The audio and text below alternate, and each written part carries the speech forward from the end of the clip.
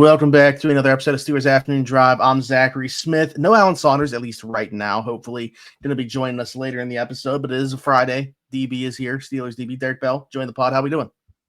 Doing well, man. Football's back. I'm really excited. We got a pretty interesting game last night, I felt like, to kind of kick things off. We got another game tonight. I'm usually very much against the whole NFL trying to make every single night of the week about them type thing. But for week one, I give it a pass just because of my level of excitement. So I'm excited to talk about this game for sure. Okay, going back to that first topic, this doesn't necessarily relate to the Steelers, but just because of you saying that, how do you feel about the NFL on Christmas? Because it's kind of stepping on the NBA's toes now with being on Christmas. Yeah, I guess I really don't. I mean, I've always watched the NBA on Christmas as well. I would prefer that the Steelers didn't play on Christmas just because I have a family, I have 2 kids, and would prefer to not have to work on Christmas. So that would probably be my answer, especially now doing what I'm doing. So not a huge fan of it on Christmas in general, but the one thing that I hate is like once we get further into the season, it's like you got Thursday games and you got Saturday games, and it's just, I don't know, it feels all over the place. I like my routine, and I also think it takes away a little bit of the fun on Sundays. I kind of enjoy like having my 3 screens set up downstairs and trying to figure out what games I want to put on. And luckily, we got a lot of good options. Like the week 1 slate this week is pretty outstanding. I think the schedule makers did a great job. I mean, dude, like the 4 p.m. slate is crazy. And there's not like many games. There's only 4 in the 4 p.m. slate, but the games that are there, and then obviously the Sunday night Bills and Ravens. I mean, how can you not perfect have that one circled off immediately? Going back to last night's game real quick though, the Cowboys very competitive. I mean, they had a chance right at the very end. It's their best player, the reason that they maybe lose that football game, let them down and then have a chance to win. Dak was money, in my opinion, for a good portion of last night's game.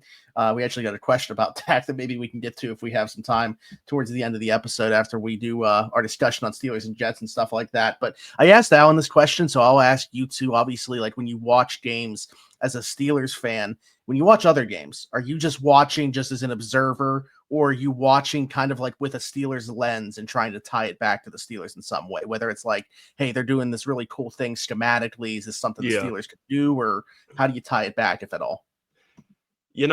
That's really interesting. I think someone asked me a similar question for one of my mailbags a couple months ago. I think the easiest way I could really explain it is I think as I've gotten older and I've tried to learn more about football, I think I've just become like more of a fan of the sport or the game itself, as opposed to being like just a Steelers fan, which is where I was probably, 6, 7, 8 years ago, however long.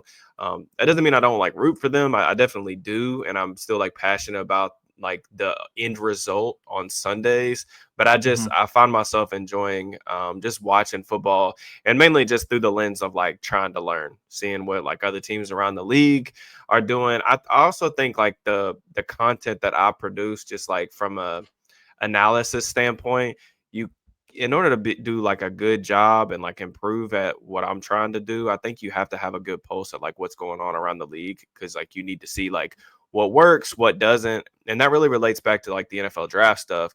I don't necessarily think that like evaluating draft prospects is rocket science necessarily, but I do think that there's like a issue sometimes with like people not understanding what actually works in the league. Like, what do the best players do that sets them apart, that you should be looking for from a traits perspective as it relates to each individual position. So I think you've got to watch a lot of football and not just like your specific team to kind of really have a better handle on kind of where the game's at right now. So for me, I'm just looking to learn. That would be my thing. Not really looking for anything else.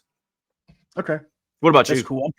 I mean, I kind of the same, because to be honest with you, like, well, I definitely still have a rooting interest in the Steelers, obviously, and everything like that. I feel like done a pretty good job of removing myself emotionally from the result, because with the understanding I can't control whatever's going to happen out there. Yeah. And so I think, like you, once the result happens, it happens. It's more so about how did we get to this result? And kind of breaking it down more than anything else, and just becoming a bigger fan, like you said, of the sport in general as well. Like, I wasn't somebody that was watching all these other games in the past. It was really just so Steelers centric for me, but that's certainly changed Yeah. over the years. Like once the Steelers were eliminated or didn't make the playoffs, I wasn't really paying attention until I got into my like later teens and 20s. So Yeah. I um, got you. because also becoming a fan, the way I became a fan, basically from Super Bowl 40, I thought it was always just going to be that way. Like, oh, we're always going to be in the Super Bowl. Yeah. Right. You take it for granted. Yeah. So when we weren't going to the Super Bowl, not going to the playoffs, not having playoff success, I was like, what do I care about watching these other teams? Yeah. Yes, I but feel it. they changed over the years for sure, as well as Nick Faribault just put this out there. Let me know if this name does anything for you. Steelers hosted free agent wide receiver Raheem Jarrett, formerly of the Tampa Bay Buccaneers, a UDFA out of Maryland, 6 foot. Actually, to be honest with you, I liked him a little bit as a prospect when he was a sophomore. I think it was a sophomore at Maryland in 2021. He had like a really nice sophomore year. Obviously, that translates to end up him being like a super high draft pick or anything like that, signed as UDFA, but he was part of their final cuts this year. We talked about Tampa Bay's wide receiver room came up a lot this offseason because we knew there was going to be somebody that didn't make the roster. I mean, does this guy do anything for you? Like, even if he is just like a practice squad addition, maybe somebody that could get elevated at some point? Yeah, I think I remember putting Jarrett on a trades list video that I did last year. But yeah, like he hasn't. I think it was like him and Trey Palmer were like the two guys that could potentially be out in that room, and I guess Jarrett ended up being the odd man out this year. But not really doing a ton for me. I would probably need to go back and like look at the film. I remember Jarrett as like a really good athlete, just in terms of like explosiveness. The dude could really run, could do some fun stuff with the ball in his hands.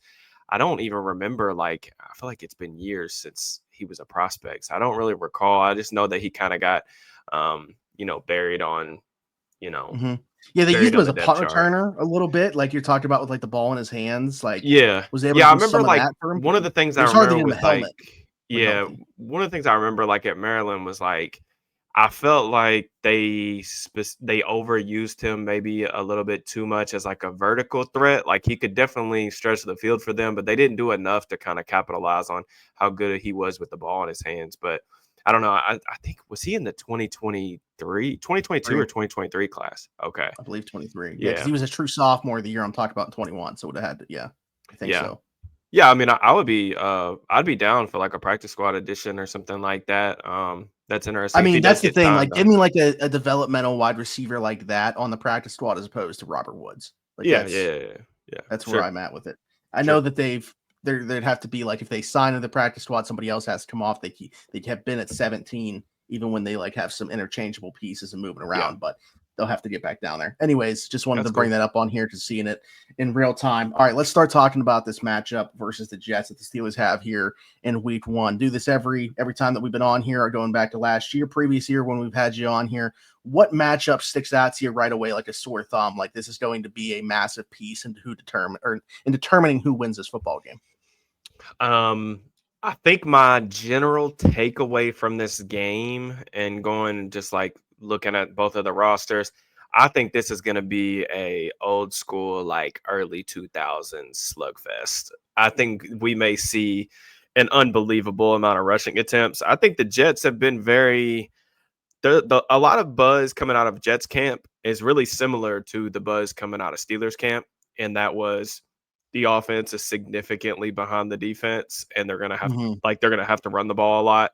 So I think that's one of the things I'm looking for. Just like how do they stop the rushing attack? It'll be easier now with Elijah Vera Tucker, the Jets right guard. Unfortunately, like he's out for a long time. Really good player. He just has not been able to stay healthy.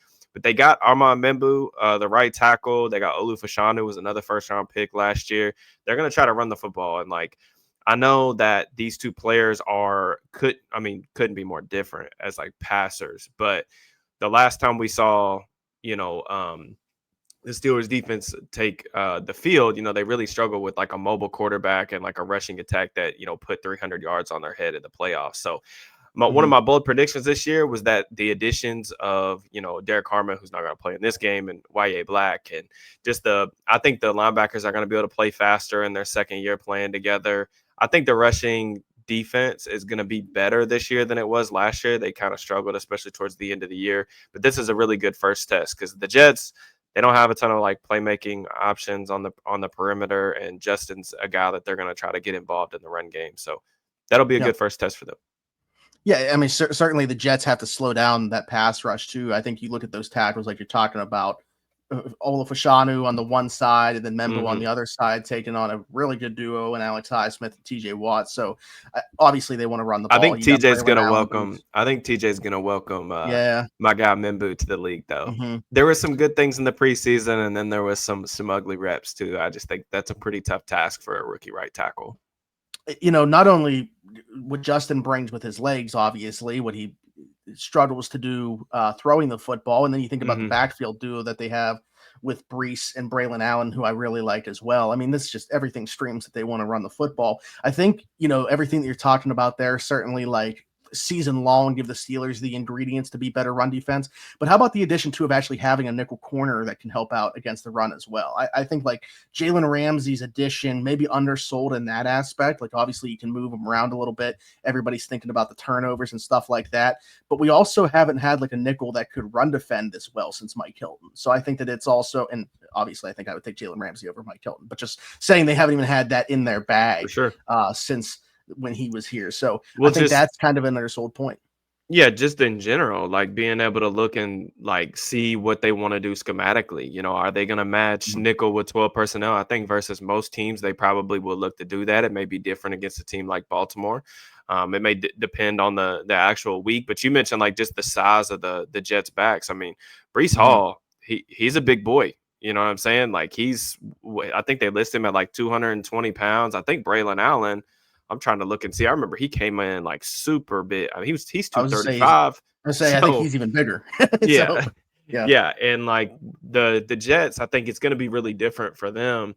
And what makes this matchup, I think, really difficult to kind of preview in our normal sense is just like week one, we don't have any data to go off of. Like, you know, there's so many things. Like we spend the last 6-7 months like talking about what these teams are going to look like when they hop onto the field. We just don't know.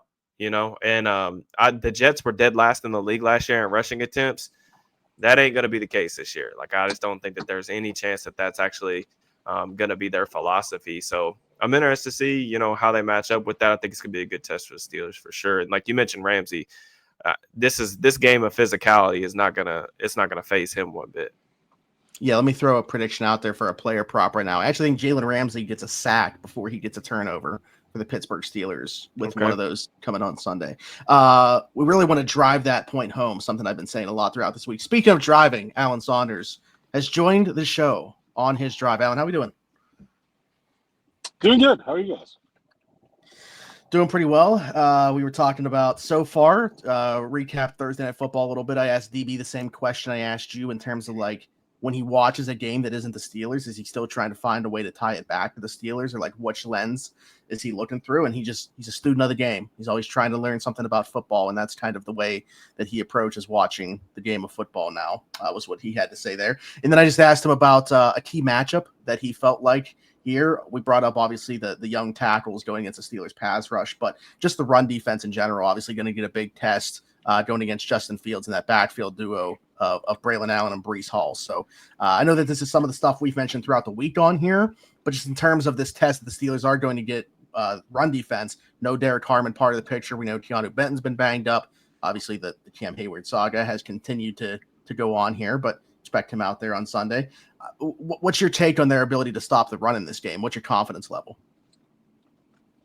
I'm not too worried about Breece Hall and Braylon Allen. I mean, they're going to get theirs. They're talented running backs, but I don't expect them to take over the game or anything like that. What concerns me is the potential for Justin Fields running wild. You know, I didn't think the Steelers defense tackled great when we saw them in the preseason. You have to tackle well against a guy like that. Missed tackles make big plays. And you have to be really disciplined in your pass rush. And I think like it's easy in week one to make the kind of mistakes that leave holes for a guy like Justin Fields to take advantage of. And so they have to be really focused. It's not going to be easy, but I think this is a matchup the Steelers defense should feel good about. Like I'm not overall concerned, but there's definitely some pitfalls there. Mm-hmm. Yeah, absolutely. And flipping the script DB, I'll start with you for this. Steelers offense going against the Jets defense. What's the number one thing that you're looking forward to there? Is there something that you think that they can exploit? Is there a matchup that you're just circling to watch individually? Yeah, I mean, I think there are a couple just matchups. I think DK Metcalf, Sauce Gardner is obviously going to be very interesting. Sauce is a guy that has not traveled with opposing number ones, but given the fact that Aaron Glenn and Steve Wilkes are over there, they're typically heavy man coverage guys. So, I mean, there's going to be some fun one-on-ones on those guys, and they're going to trust Sauce to win that matchup on an island. And I think, if you're paying what you're paying DK Metcalf, like you expect him to win those matchups. So that's going to be fun. I'm sure Rodgers is going to look his direction. They had a fun matchup last year. Again, some really fun reps back and forth. And then the other thing that I would just say is Will McDonald I think he's like pretty much only played on the left side. So like he's going to be going up against Troy Fautanu and not Broderick Jones. But if you remember back to the game last year, like he torched Broderick. Like he was in the backfield pretty consistently, kind of dominated that matchup. So the Jets do get back. I think Jermaine Johnson is back to full health. So I think he's on the other side. So they've got some edge rushers that they've invested, early round picks in. So, we'll see. It'll be a good test for the duo. And like one of the things about Fields is he was definitely better about it last year, but historically he's a guy that takes a lot of sacks. So you're going to be able to get after him in terms of like him holding the ball for a little bit. Like Alan said, you're going to have to make sure you maintain like wrestling integrity, but you're going to have chances, especially in a matchup like this. So I'm interested to see like what the pass rush really for both teams looks like, how well Aaron moves in the pocket. And then, are they able to kind of make things frustrating for Fields on the other side? Yeah, absolutely. Alan, what comes to mind for you right away when you think about Steelers offense going against the Jets defense?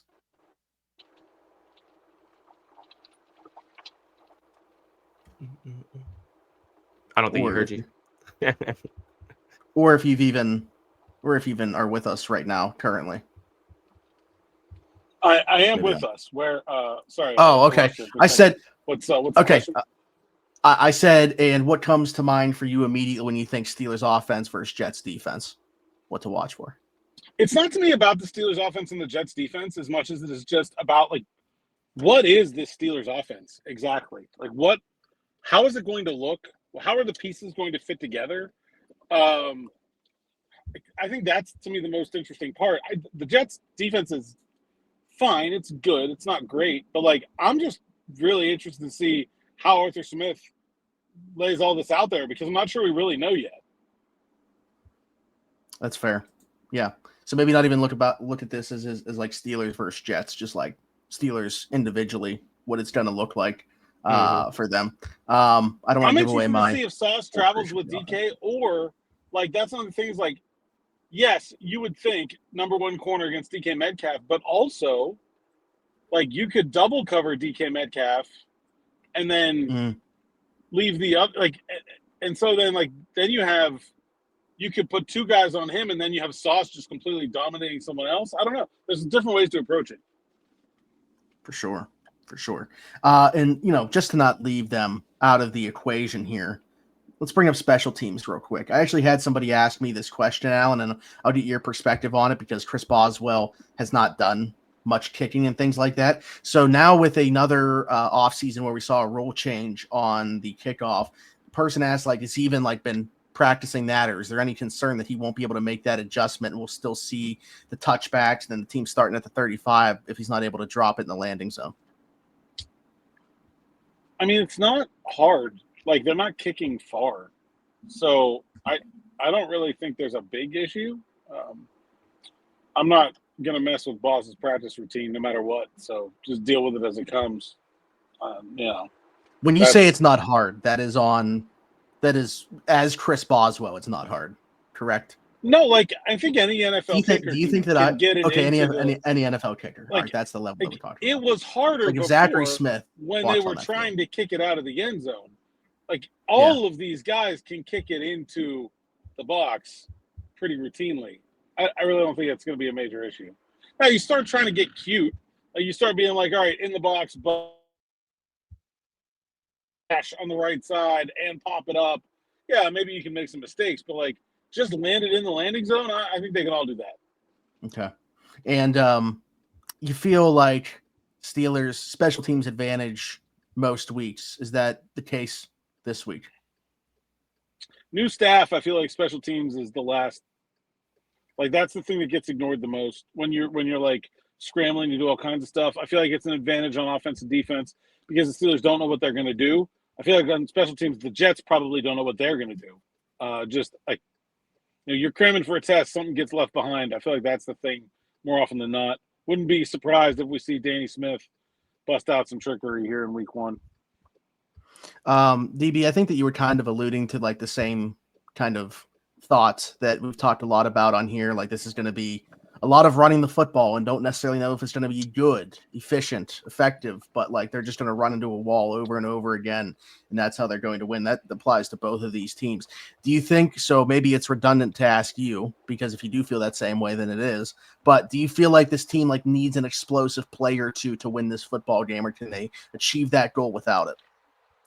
Yeah, I mean, I think you got to get a couple for sure. I mean, I think that's one of the benefits of having a guy like Metcalf is, what you sacrifice maybe in terms of the well-roundedness of his game. Like he's good for an explosive play almost every week. So, I mean, even if he does get trailed by a guy like Sauce Gardner, I think he's going to be able to give you one. It's just a matter of like, can you get some of the other stuff from the other guys? Like, can you get Jonnu Smith involved with a screen pass that he could take for 15, 18 yards? Can you bust a perimeter run? Like, can you get a play action crosser to one of these smaller wide receivers running across the field if they're going to be playing a bunch of that man coverage stuff? Use the speed to be able to stretch the field horizontally. So, yeah, I mean, I definitely think that's something to keep an eye on.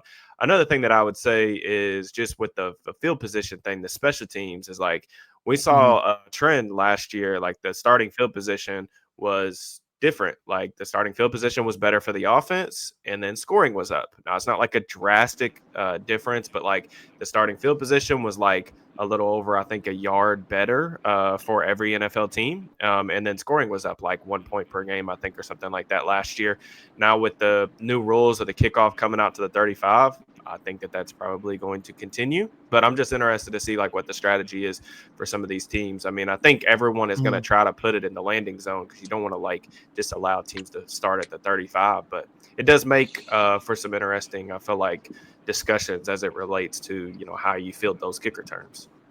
Especially, if a team's starting at the 35, you need like 10 yards and then Cam Little can drill a field goal from there. So right. Yeah, I mean, we saw Brandon Aubrey and Jake Elliott last night drill 55 yards. I think that's one of the biggest revelations over the past, I don't know, like 5 years. Like, dude, kickers have just gotten so freaking good. Like, it's unbelievable how good those guys are, even compared to like when I was a kid. Good point. I didn't expect this to turn into a special teams heavy show, but Alan, any conversation that you've heard or anything like that about any adjustments being made because of how good the kickers are now? Like maybe making the posts closer together, changing the width. I don't know. Well, they definitely have reduced the width of the goalpost in the past. But honestly, I don't think it's that is the kickers are more accurate than they used to be. Mm-hmm. But I think it's the length that has really like changed the game in a lot of ways.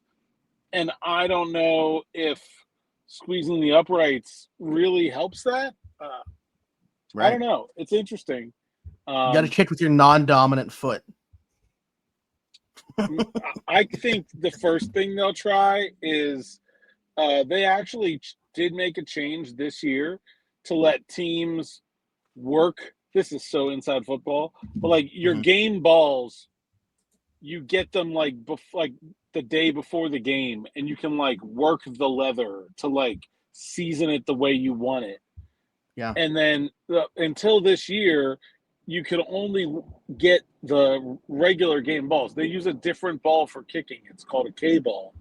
Mm-hmm. This year, they've let teams work the K balls before the game, and I think that's going to help the kickers.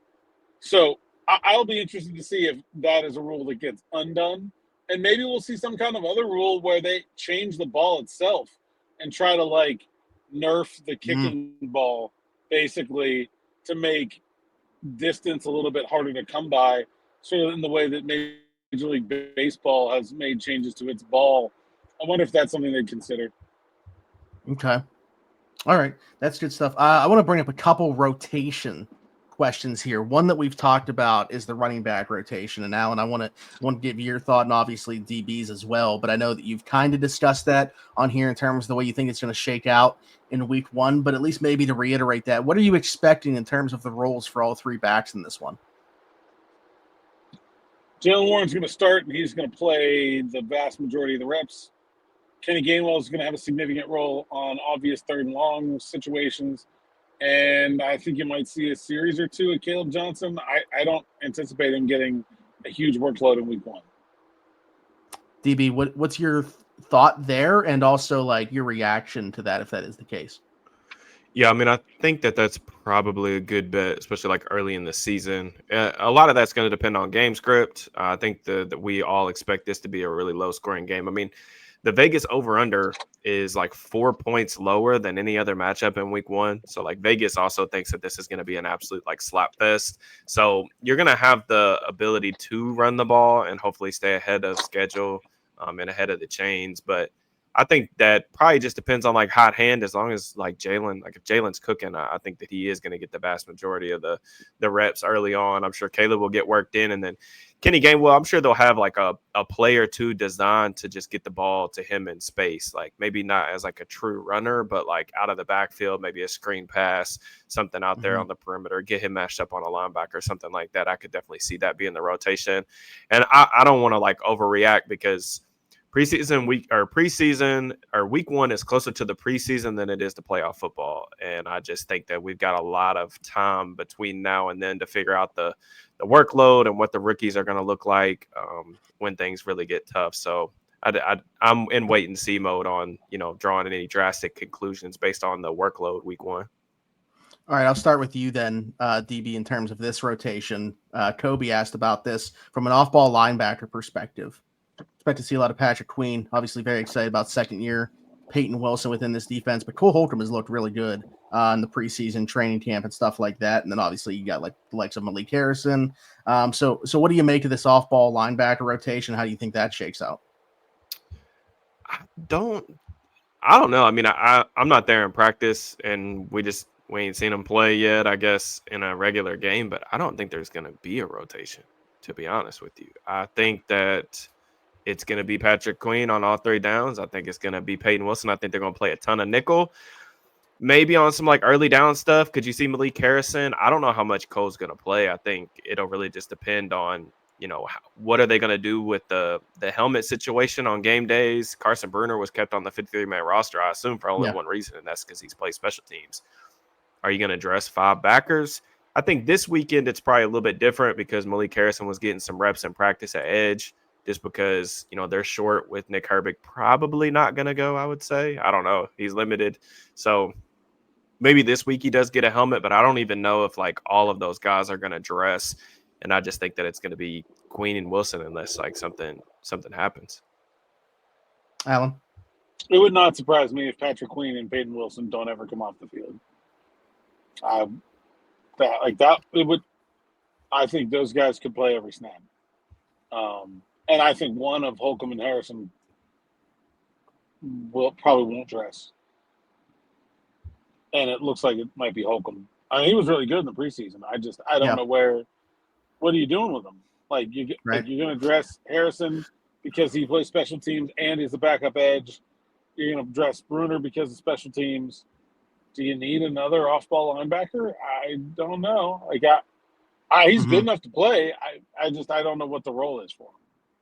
I think that maybe, DB was kind of saying that there, like maybe the matchup is obviously going to be dependent on like, how they divvy up that helmet some weeks and stuff like that. So I don't know. It's going to be interesting to watch, but in like this game specifically, and I mean, that's a question I think Peyton Wilson still has to answer this year. I mean, I think every right to throw him into the fire and see if he can, but like, we don't even know for sure that he can do that, right? Just stay on the field for all 3 downs. Like I'm super bullish on Peyton Wilson, but that's a question he's got to answer. I think they're very intent on finding out exactly what Peyton is. Just the verbiage and the messaging coming out of the Steelers, like every time we've heard like the bigger names talk, Tomlin, Terrell Austin has been overly bullish, I feel like, on Wilson this offseason. I think that they're going to give him every rep to kind of succeed or fail. And I'm betting on him to succeed. Like when a rookie off-ball linebacker comes in and like doesn't look completely terrible and is like holds his own as in his first year, I think that's usually a good sign. And I'm very much looking forward to seeing what he does in 2025. Alan, anything to add there? No, I mean, I think I mean, Cole Holcomb's really good depth, but I don't know that they want to use it right now. Yeah. We'll see how it goes. I mean, maybe he'll struggle with the run game assignments. We'll see, but. Yeah. Right.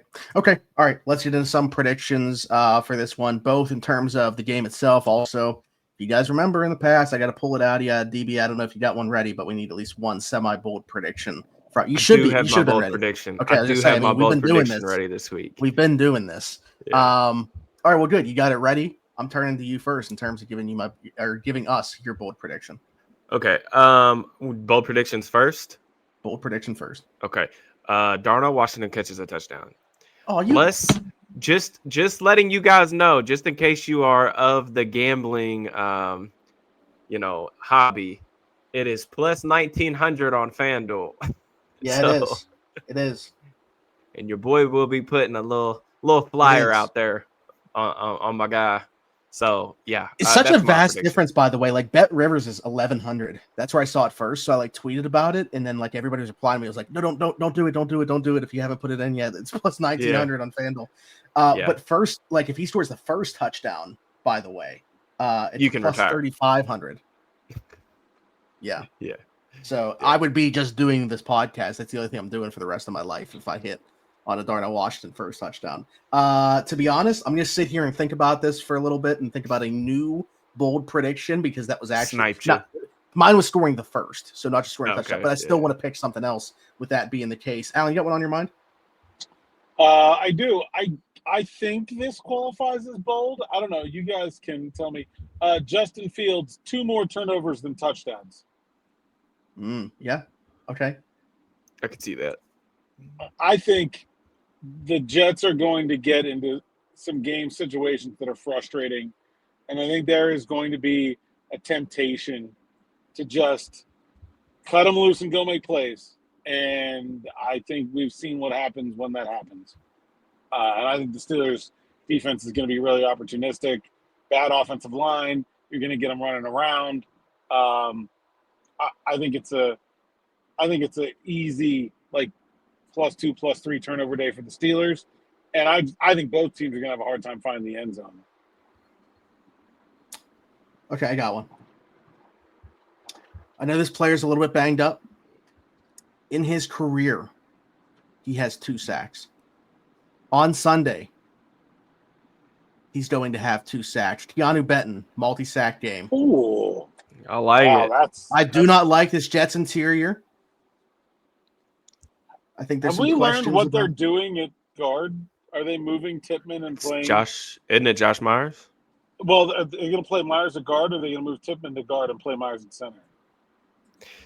I don't know. That is a good point. I don't know that we have the answer. I'm sure maybe one of the Jets big guys has it out there. Myers was awful in pass protection. Either way, it's awful. Not good. Myers is far better if he plays center than at guard, but like it's still not good either way.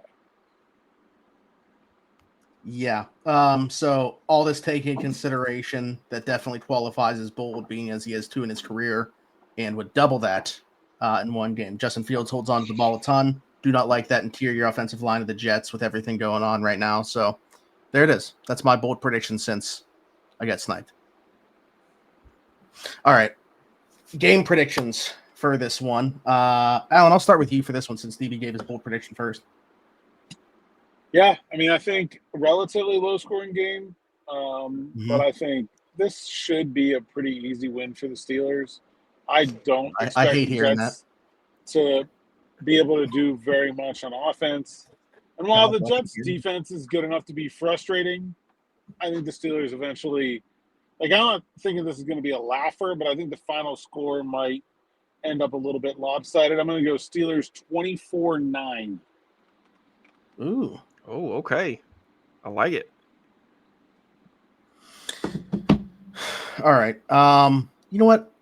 DB's the guest. I'll let him close out the show, so I'll give mine first. I thought it was going to be. I thought I could include a bold prediction that the Steelers win this one by 2 possessions, but Alan predicted the same. So I mean, I guess we're on the same train of thought here. What you said, 24-9. I'm on 1 point off on both ends of that. I got 23-10. The Steelers win this one by 2 possessions. Again, that's not like a laugh or anything like that, but I don't think we're like sitting there on our hands on the edge of our seats in the fourth quarter on Sunday. Yeah, I think I'll have the game story written by the 2-minute warning. That's what I'm going for. Okay. All right. Sweet. And then hopefully I get, this game moves by pretty quick. I get a text like pretty shortly after, hey, heading up now for post game, and everything just moves along nicely. And we get post game done right before Sunday Night Football because, man, do I want to watch that one. Yeah. That's such a good game. I'm excited for that one. Yeah, so if you're going to be in the live chat, get your questions in early. We're not waiting until the last second and run it. But okay, all right, DB, game prediction. I got 2013 Steelers. So I'll take the under on the points, and I'll take the Steelers to they are not the just only cover, but win. They are the only game that's not at 40 plus. They're the only game in the 30s for a total. Yeah. My other sort of prediction is that this is one of the ugliest games of the weekend and will not get any sort of like national media traction on Monday whenever you guys are watching your other podcasts that are covering the NFL. Like none of the other big name podcasters are going to touch this one. They're just going like, oh yeah, the Steelers Jets. If Justin Fields has 3 turnovers and Aaron Rodgers has 2 touchdowns, you can bet people in New York are going to want to talk about the Jets. Maybe the New York. I mean, obviously the Steelers and the Jets folks will. I just don't see the national. But I'm talking about like Mike Greenberg is not going to let that one go by. All the people on ESPN that spend a lot of time talking about the Jets, like Tannenbaum is going to wait. Like all those people are going to. Pat McAfee because of Aaron. Yeah. Maybe. That's what people always ask me, like, is the NFL rigged? I'm like, no. And the reason you know that is because the New York Jets are awful. Every year. And have been for the entirety of the NFL. Like, they won 1 Super Bowl or whatever, 1967 or whatever it was, and haven't been good since. That's how you know the NFL isn't rigged. I should have looked into this myself. Any precipitation playing a factor potentially on Sunday? There is a chance for some rain in the afternoon. Oh man, yeah, this is going to be horrendous. Worst turf, bad that it's worst awesome. Turf in the NFL too. So you guys just like falling all over the place. Oh man, yeah, I wasn't even thinking about the field until just now. Just get out of there healthy. Win 2-0. I don't care. All right. Well, we're going to get out of here. We'll be back. Still a weekend of content, obviously, with the Steelers playing on Sunday, and then we're going to be back here for post-game. A lot more good stuff coming, but DB, tell the people they can find you. At Steelers_DB on Twitter and YouTube. You can find all my written work at SteelersNow.com. And Alan. When you're at SteelersNow.com, sign up for SN Plus. You get all the best stuff from me, DB, the rest of the Steelers Now team. Access to our subscribers-only live stream, which happens once a month, and it's coming up later this month in September. We're going to set a date for that. And then, of course, ad-free reading, which I think is the best part, in addition to my undying love and support you gotta love supporting local journalism. It's good. Do that. And then subscribe, hit that bell for notifications here on the YouTube channel. Really helps us grow this audience to a bigger audience. We got new shows coming. We got big things planned. So let's get that number up. Where are we at, Smitty? We are currently at 16,600 and a number that we just continue to land on.